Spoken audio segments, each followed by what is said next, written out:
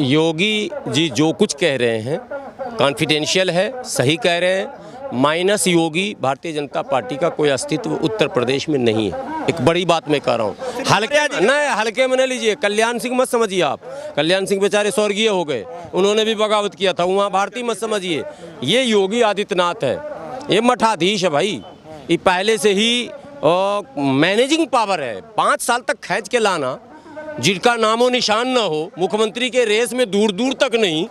जो चेहरे आप बता रहे हैं उन चेहरों में योगी आदित्यनाथ थे भी नहीं, ये तो अचानक आए ना।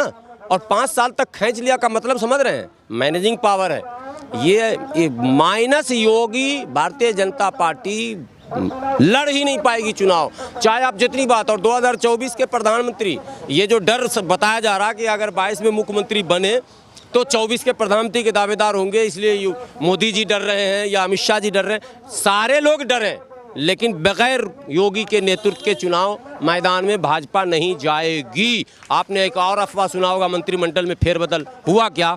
हुआ क्या? नहीं हुआ, पता है ना, नहीं हुआ ना। बहुत हंगामा हुआ, फेरबदल होगा, ये हटेगा, वो सटेगा, वो हटेगा, वो सटेगा।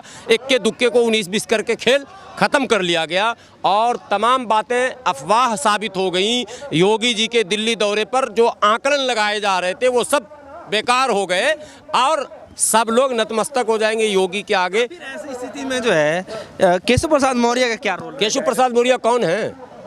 हैं कौन? बड़ा तबका कुछ नहीं है, जीरो है। तबका होता तो मुख्यमंत्री ना बनते।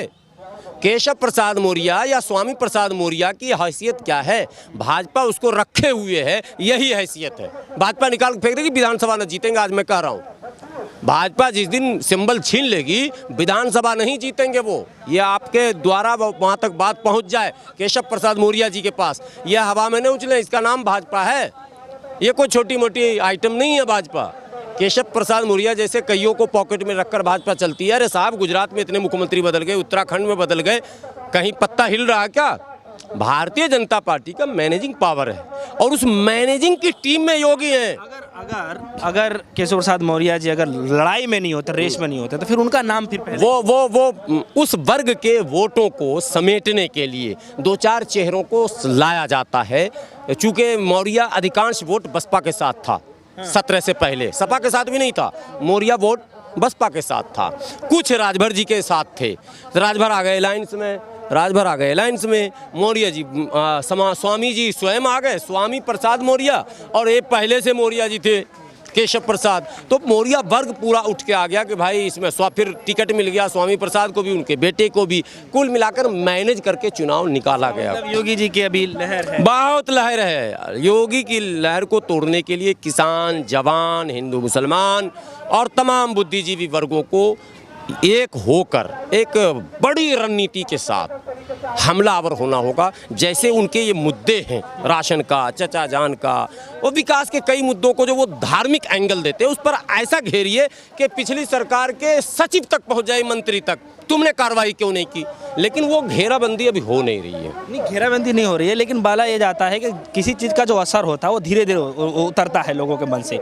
अब प्रधानमंत्री मोदी जी बने, दूसरी बार भी बन गए, तो धीरे धीरे लहर जो है हो सकता है एक बार कम हो सकता है। लेकिन योगी आदित्यनाथ तो पहली बार बने हैं, तो हो सकता है लहर अभी भी बरकरार है। लेकिन कंट्रोवर्सी है। आप जो कहना चाह रहे हैं वो भी है कि मोदी जी का भाषण अलीगढ़ का देखिए, योगी जी का भाषण देखिए।